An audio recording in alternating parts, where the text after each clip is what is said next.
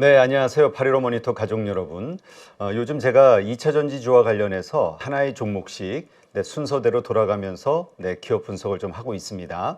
항상 말씀드리는 거지만 제가 드리는 그 분석에서 뭔가 잘못된 자료라든가 오해받을 만한 그러한 자료가 있다고 하면은 댓글로 남겨주십시오. 그러면 제가 그거에 대한 자료를 좀 더 철저히 조사해서 그 후속으로 그와 관련된 이슈를 또 다루도록 하겠습니다. 네, 오늘 토요일인데 오전에 아주 중요한 뉴스가 속보로 좀 나왔죠. 일단 한국, 미국, 일본 이 삽입한 것들이 뭐 여러 가지가 있습니다. 대북 관련해서도 있고요. 근데 그 가운데서 우리에게 그 큰 관심을 끌고 있는 것은 결국 2차 전지, 거기와 관련된 핵심 광물 이쪽 분야인 것 같습니다. 여기와 관련해서 공급망 조기 경보 시스템을 구축하기로 합의했다. 이게 나왔습니다. 핵심 광물 혹은 2차 전지와 같은 각국 경제의 그 필수 품목, 이것이 만약에 좀 수급이 복잡해지거나 하면 다시 공급망 교란에 의해서 다른 그 어떤 밸류 체인까지 건드리면서 여러 가지 어려운 현상들이 벌어질 수 있기 때문에 이와 관련해서 공동으로 어떤 그 수급 교란 상황이 벌어질 때 포착하고 그거에 대한 대응책을 같이 마련하자, 핵심 광물을 공동으로 개발하자, 이러한 내용이라고 합니다. 이게 아무래도 다들 아시겠지만 중국을 겨냥한 거겠죠. 그렇지 않아도 요즘 그 중국이 산업용 요소, 그다음에 인산 암모늄 수출을 통제하면서 중국에 의존하는 우리 그 경제의 그 약점, 이런 것들이 자꾸 부각되고 있는 상황이기 때문에 중국에게도 하나의 경고가 될 수 있겠죠. 계속 그런 조치를 취한다면은 공동으로 거기에 대한 해결책을 만들어서 결국 중국 경제에게도 마이너스가 될 수 있으니까요. 이러한 것들에 대한 합의가 일어났다. 좀 더 이와 관련된 여러 가지 그 해석과 그 다음에 앞으로의 일어날 수 있는 여러 상황들에 대해서는 시간이 흐르면서 이제 좀 더 분석이 좀 나올 거라 생각이 되고요. 오늘 함께 공부하고자 하는 종목은 LNF입니다. LNF 관련해서는 사실 양극재주 가운데서는 가장 미운 오리 새끼였죠. 가장 밸류에이션도 저평가 받고 있고 또 대신 그러한 데는 나름대로의 이유가 있다. 많은 분들이 인정하는 그러한 것들이 있었습니다. 그런데 최근에 이 LNF의 주가가 모든 양극재 2차 전지주 가운데서 가장 강한 흐름을 보였습니다. 왜 그러한 일이 벌어졌는지, 그리고 다시 한번 LNF의 기본 펀더멘털에 어떠한 변화가 생겼는지 한번 체크해보는 시간 갖도록 하겠습니다. 자, 일단 11월 27일 2주 전이죠. 14만 2천 원이던 주가가 어제 종가로 18만 8천 원이 됐습니다. 상당히 많이 올랐는데요. 4만 6천 원, 거의 26, 7% 이상 상승한 것으로 보이는데요. 이유를 한번 따져보도록 하겠습니다. 그 전에 먼저 수급 상황을 좀 보죠. 이 급등했던 최근 2주 사이에 기관은 계속 매수하는 움직임이고요. 외국인은 좀 사다가 최근에 좀 팔다가 다시 사기 시작하는, 방향성이 아직은 좀 샀다 팔았다, 방향성이 아직은 잡혀 있지는 않은 것 같고요. 자, 공매도 잔고 수량 한번 보시죠. 지금 뭐 최근에 공매도 거래는 거의 없고요. 대신 11월 16일 기준 240만 주의 공매도 잔고 수량이 있었는데 205만 주 정도로 확 줄었습니다. 그러니까 40만 주 가까이 해결이 됐다는 얘기인데, 이 얘기는 결국 공매도 쇼커버, 이 환매에 따른 또 주가 상승이 함께 일어났다, 이렇게 볼 수 있겠습니다.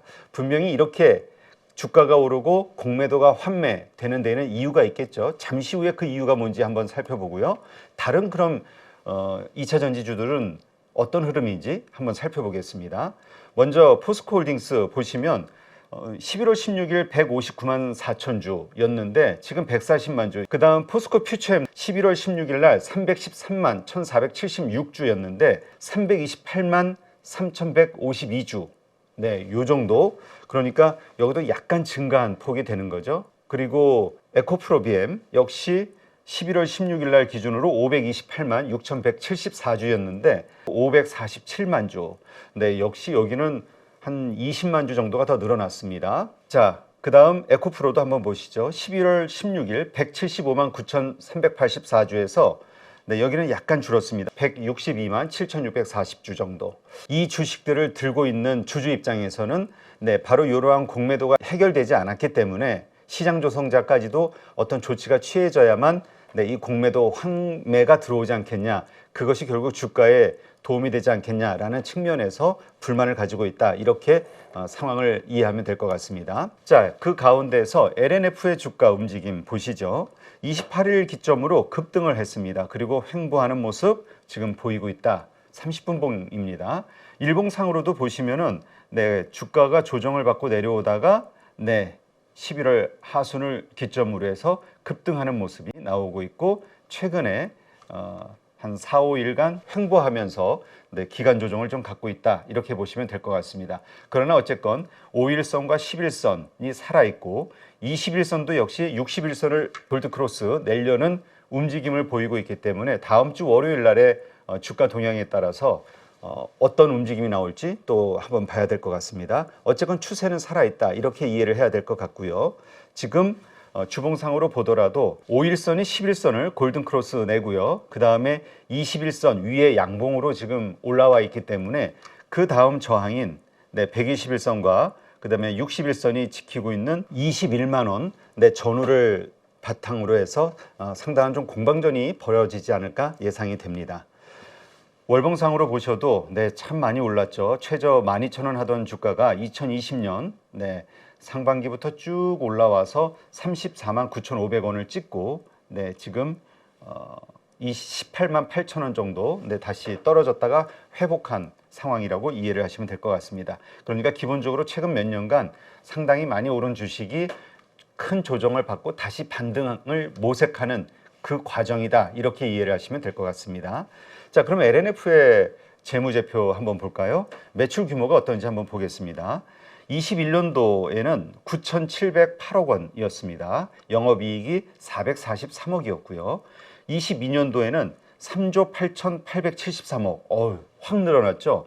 그러니까 22년도 주가가 이 고점을 찍을 수밖에 없었던 게 매출 실적이 이렇게 좋았습니다. 전년 대비 거의 3배, 4배 가까이 네, 증가했으니까요. 영업이익도 2,663억으로 거의 6배 가까이 네, 증가했던 네, 요 기록이 나왔습니다. 그래서 2차 전지주가 그거는 이 LNF만이 아니죠. 다른 그 양극재 관련 주식들도 그랬고, 그래서 2차 전지 돌풍이 불기 시작했던 거죠. 23년도 예상 매출액은 5조 236억입니다. 그리고 영업이익은 704억. 작년에 비하면 또 확 줄어들었죠. 이게 이제 여러 이유가 있습니다만 여러 가지 리튬이라든가 이 원자재 가격의 하락 이 부분도 있고요. 그로 인한 판매 단가가 또 하락한 그런 이유들이 있습니다. 이 이유는 뒤에서 좀 자세하게 살펴보기로 하고요. 그러면 이 5조라는 매출 충분히 달성 가능한가? 1분기, 2분기, 3분기의 실적을 통해서 예상해 보겠습니다. 1분기에 1조 3,629억, 그 다음에 2분기에 1조 3,682억, 3분기에 1조 2,554억. 네, 이렇게 달성이 됐기 때문에 이 컨센서스 도달하려면 1조 원만 4분기에 올리면 되거든요. 그러니까 충분히 달성 가능할 수 있지 않을까 생각이 됩니다. 영업이익도 704억이라는 거를 끄집어내기 위해서 지금 4분기에 126억만 네, 매출을 올리면 되는데 네, 충분히 가능하지 않을까. 이제까지의 추세로 보면 네, 이렇게 예상이 되는 상황입니다. 네, 그럼 LNF가 어디에서 매출을 올리고 있는지 그 제품, 사업 그 구분을 한번 해보겠습니다. 먼저 EV가 있고요. ESS, 에너지 저장 장치죠. 그리고 IT 이렇게 있습니다. 일단 21년도 매출액을 보면은 21년도 9,700억 매출을 발생시켰는데 그 가운데 EV 쪽에서 5,610억이 발생이 됐고요. ESS에서 2,430억, 그리고 IT 쪽에서 1,650억의 매출이 발생이 됐습니다. 그런데 2022년 확 달라지죠. 5,600억 정도 올렸던 EV 쪽에서 3조 1,220억의 매출이 확장이 됩니다. 그리고 ESS는 5,210억 정도로 네, 한 2배 이상 증가하는 걸로 나왔고요. 네, IT 쪽도 2,430억 정도로 조금 증가했습니다. 그리고 23년도 예상 컨센서스입니다. 왜냐하면 지금 아직 4분기 실적이 안 나왔으니까 이 EV 쪽에서 4조 1,970억의 매출이 발생할 것으로 기대가 되고 있고요. 그 다음 ESS에서 5,170억의 매출이 기대가 될 걸로 예상이 되고 있습니다.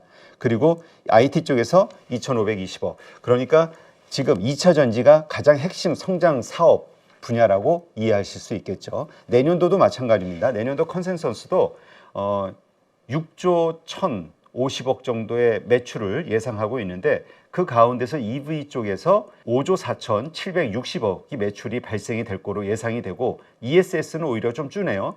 4,560억. 그 다음에 IT 쪽도 오히려 줍니다. 1,720억. 그렇기 때문에 LNF는 이 EV, 2차 전지와 관련해서 성장 동력을 가지고 있고 오로지 이쪽의 실적이 기업의 밸류를 결정지을 수 있다. 이렇게 생각을 하시면 될 것 같습니다. 자, 그러면 이 LNF는 만들어진 제품 어디에다 판매를 하고 있을까요? 지금 매출과 수주 상황 2023년 9월 30일 기준입니다. 다트에 나온 자료인데 일단 23기, 그러니까 2022년도에도 3조 8,063억 4,200만 원. 네, 그러니까 대부분의 매출이 전부 수출이 됐다. 국내 매출은 얼마입니까 이게? 16억 5,300만 원? 네, 그러니까 거의 미미합니다. 그러니까 거의 99%의 그 제품이 만들어져서 해외로 수출이 된다. 이렇게 이해를 하시면 될 것 같습니다. 자, 그러면 이 성장 기업들은 결국 얼만큼 계속해서 다른 기업들과의 그 경쟁에서 이기기 위한 새로운 기술 개발을 해낼 수 있는 것이냐, 이게 상당히 중요한데 LNF가 연구 개발비에 쏟는 비용이 얼마인가, 이것도 한번 잠깐 좀 체크해 보시죠. 역시 다트에 나온 자료인데요. 일단 21년도 보시면은 매출액의 1.25%를 연구 개발비로 사용을 했습니다. 그리고 22년도에는 0.86%, 그리고 올해는 예상 아직 4분기가 안 지났으니까 0.44%로 좀 떨어지는 걸로 이렇게 나오네요. 그러니까 연구 개발비와 관련해서는 데이터만 봐서는 조금 의아합니다. 매출이 그 대신 또 증가하기 때문에 절대 단위 수는 증가한다고 봐야겠죠. 액수로 보면은 21년도가 121억 6,800만 원이었고요. 22년도가 335억 9,200만 원. 근데 올해는 175억 2,500만 원. 네, 그러니까 요거 수치만 보면은 기술 개발을 더 이상 할 게 없어서일까? 좀 의아합니다. 자, 그러면 다른 기업의 사례를 한번 좀 볼까요? 포스코 퓨처엠 연구 개발비를 좀 보겠습니다. 21년도에 합계가 248억 6,300만 원. 22년도 404억 4천만 원. 그리고 23년도에도 328억 300만 원 정도로 연구 개발비를 쓴다. 이렇게 지금 책정이 되어 있기 때문에 23년도가 22년, 그러니까 작년보다는 상당히 줄어드는 것은 같은 추세이긴 합니다.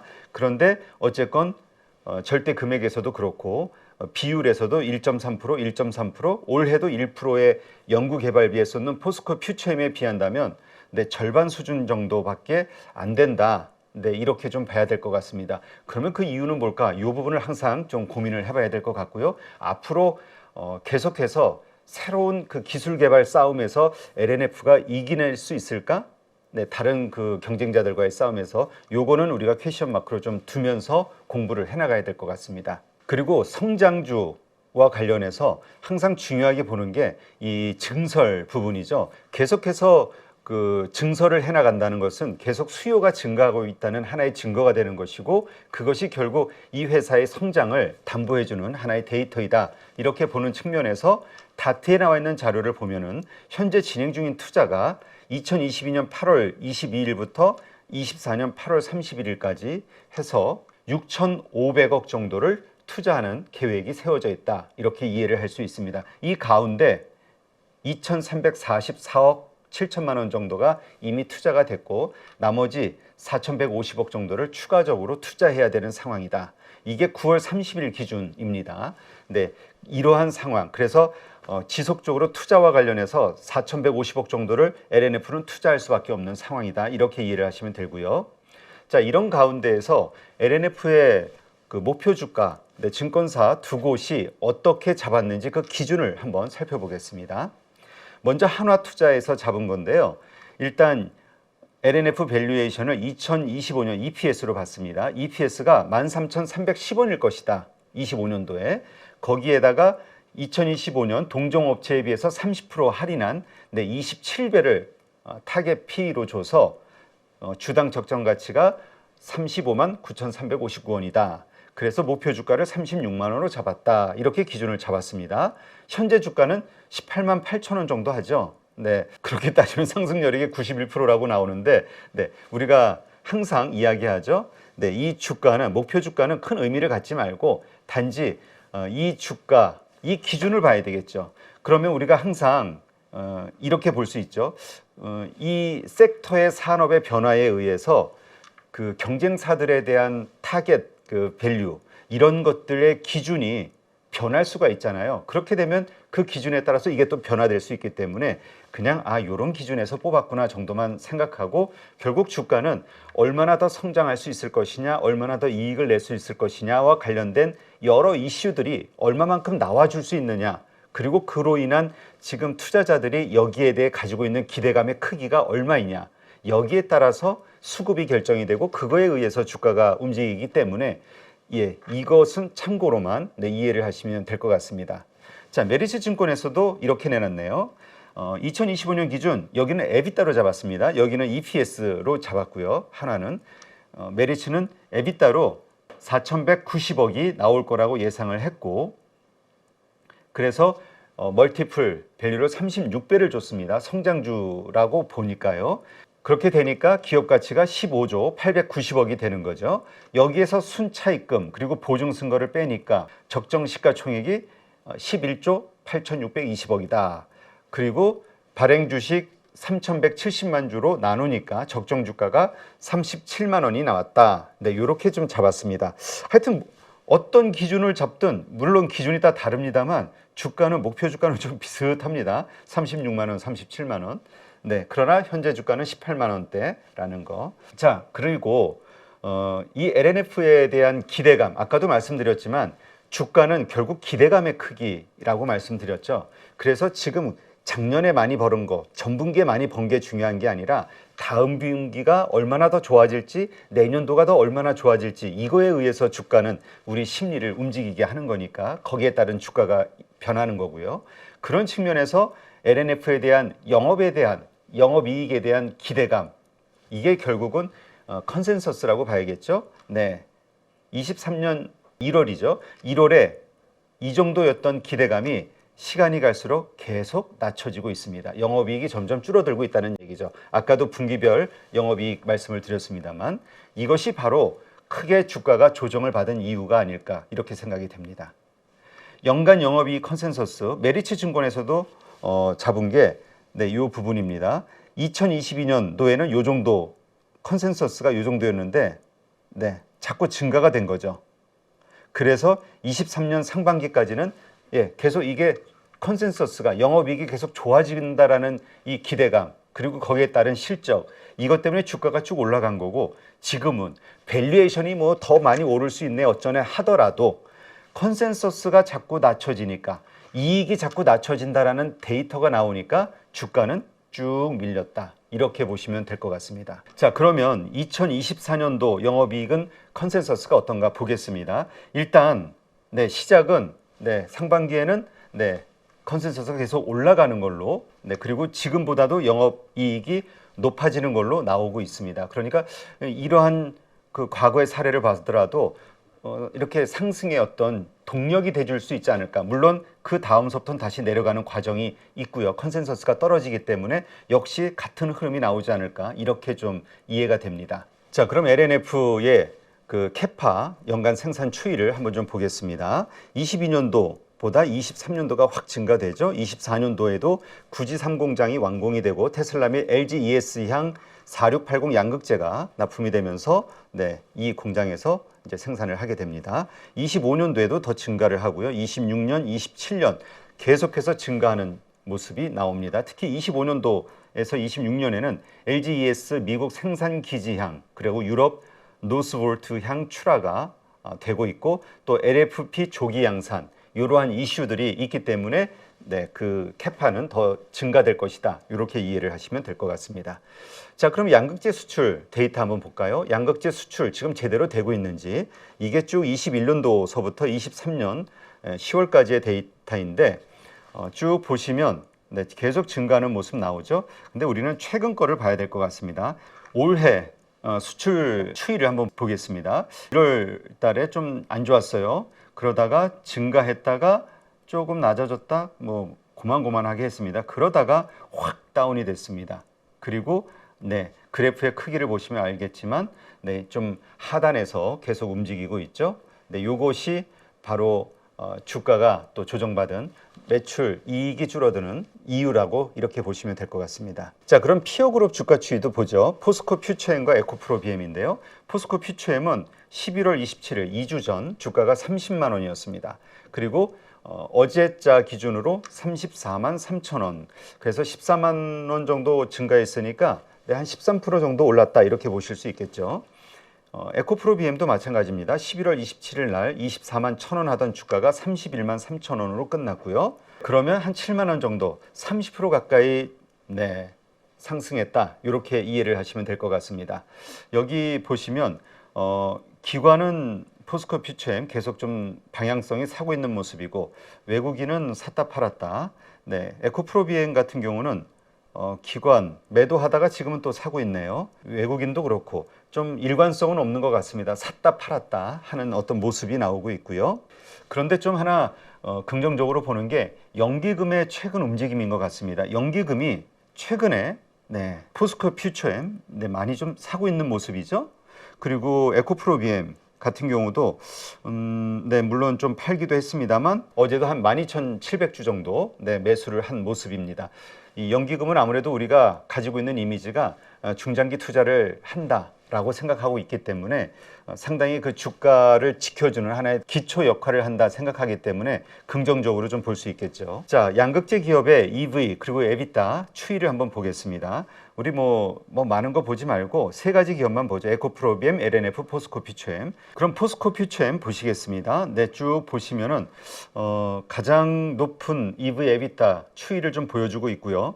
그 다음 에코프로 BM입니다. 에코프로 BM도 높이 가다가 최근에는 좀 그리고 10월 말서부터 다시 좀 반등해주는 모습을 보이고는 있습니다만 이러한 흐름이라는 거 이해하시고요. 그리고 LNF 가장 낮은 위치에서 움직임을 좀 보여주고 있습니다. 하여튼 이러한 것들을 봤을 때 LNF가 포스코 퓨처엠이나 에코프로 BM에 비해서 에비타가 좀 낮구나. 요거는 이해를 하실 수가 있고요. 그러면 거기에 따른 주가 추이는 어떻게 움직였을까 한번 보시죠. 먼저 포스코 퓨처엠입니다. 2023년 5월서부터의 주가 흐름이 이러한 모습을 나오고 있다 이해하시면 되고요.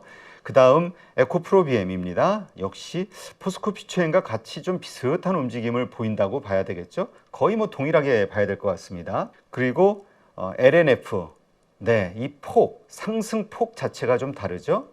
그리고 쭉 하락은 뭐 비슷하게 나오고 하여튼 두 개의 그 종목에 비해서 LNF가 상당히 좀 약한 모습, 주가의 그 변동성이 좀 약한 모습이라는 거 일단은 이 추이를 보면서 이해할 수 있습니다. 자, 증권사들의 리포트 한번 보죠. KB증권에서 결국 봄은 온다 11월 28일 날 전방 수요, 그러니까 전기차 수요가 둔화되고 있다, 미국의 재고가 늘고 있다 이런 것들 반영해서 28만 원으로 목표 주가를 좀 낮췄다 이 얘기고요. 그리고 4680 배터리 테슬라 사이버트럭 향이죠. NCMA의 본격 판매로 실적이 반등하지 않겠냐. 이러한 전망도 있습니다. 자, 하나투자증권에서는 성장성을 봤을 때는 저평가가 과도하다 이렇게 봤네요. 3분기 실적은 부진할 걸로 원래 예상했기 때문에 당연한 거 아니냐. 결국 안정적인 테슬라 납품과 유럽 신규 고객향으로 2025년까지 최소한 16만 톤의 양극재 출하가 예상이 된다라고 긍정적으로 좀 봤네요. DB금융투자 11월 21일 날 출하량이 부진하는 것은 이건 좀 지속될 것이고 대신 2024년에는 회복할 것으로 기대한다 이런 얘기고요. 그러면서 3분기도 그렇고 4분기도 좀 계속 둔화한 모습을 좀 보일 것이다. 이렇게 리포트를 냈습니다. 자, 그러면 한화에서 얼마나 LNF가 저평가라고 분석을 했는지 데이터를 한번 좀 보시면은요. 2025년 PER 기준으로 지금 잡은 겁니다. 11월 7일자 기준이니까 그 이후의 주가 추이에 따라서 약간의 변동성은 있겠습니다만 감안하시고 보시면 될 것 같습니다. 포스코 퓨처엠이 25년 PER 대비했을 때 48배, 그리고 에코프로 BM이 46배라고 합니다.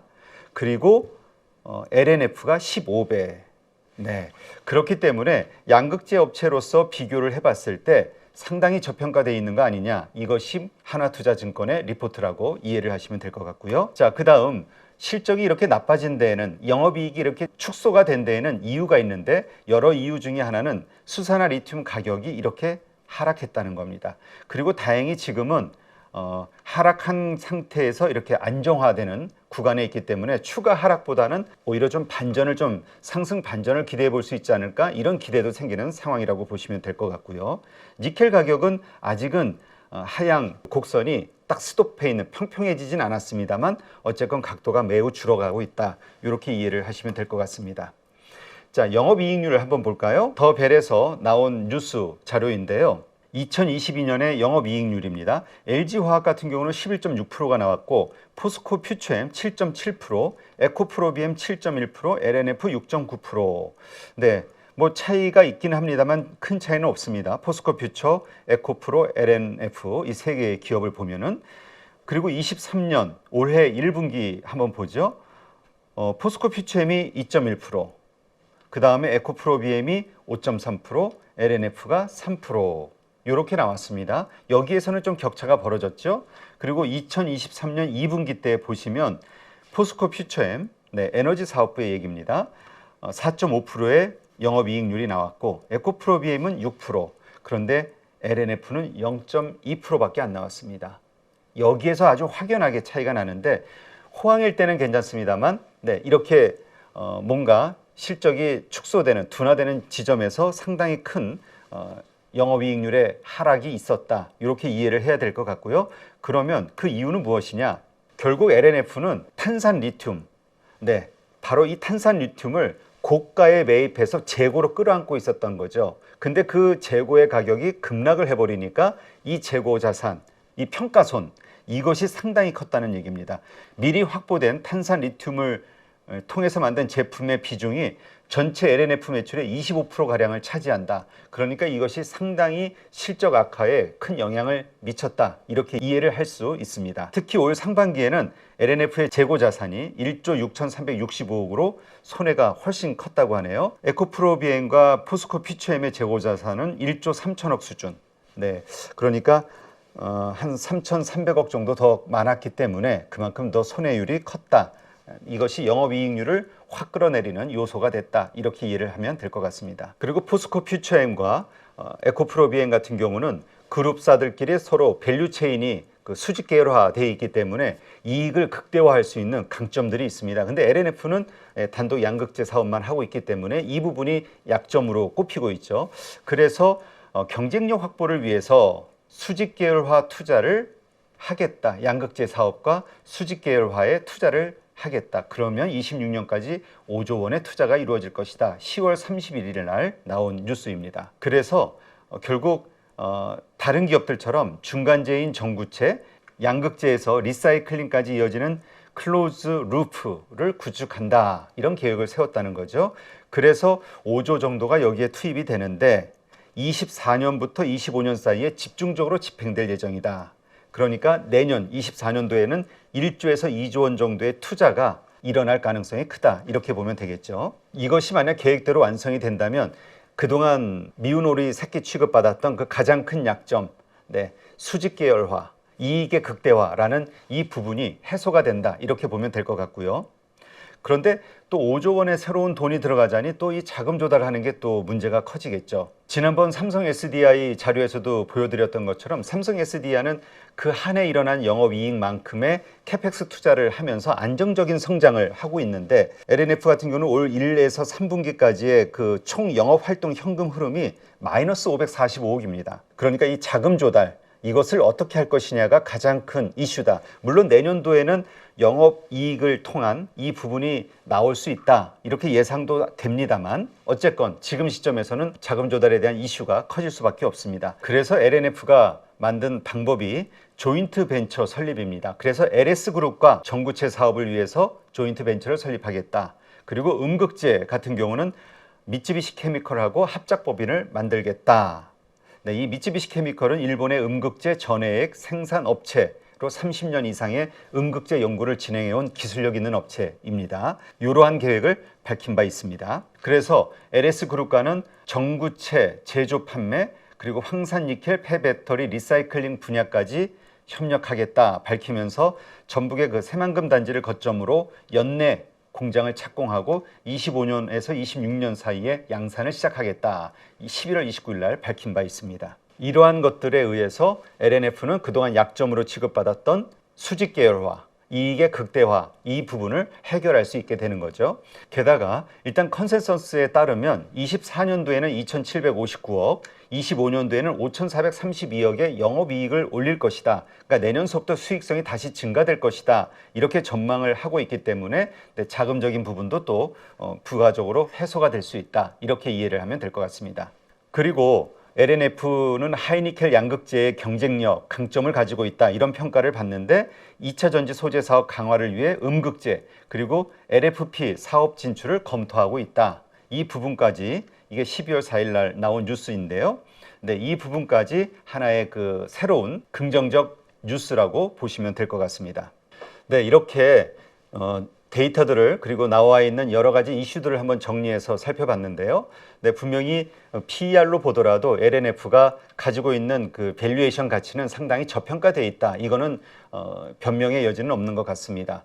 단지 아까도 말씀드렸지만 주가라는 것은 결국 미인대회이죠. 그 심사위원들, 즉 우리 투자자들이 봤을 때 앞으로 더 성장할 것 같고 앞으로 더 이익을 낼 것 같은 기업이 누구이냐, 그리고 지금 시점에서 더 사람들에게 호감을 받고 선택을 받을 수 있는 주식이 무엇이냐, 여기에 따라서 수급이 결정되는 거고 그 수급에 의해서 주가가 결정되는 거기 때문에 단순한 이 밸류에이션 가치로만은 평가하기는 어려울 것 같습니다. 그러나 단지 만약에 지금 46배 PER 25년 기준 그 PER 46배를 주고 있는 포스코 퓨처엠이나 그다음에 에코프로비엠 그 성장주에 대한 그 기준, 평가 기준이 만약에 내년도에도 동일하게 적용이 된다고 봤을 때, 그리고 아까 말씀드렸던 새로운 그 조인트 벤처라든가 여러 가지 것들을 통해서 수직 계열화, 이익의 극대화가 가시화되는 시점, 그때에는 다시 한번 LNF의 가치가 재평가받는 상황이 오지 않을까.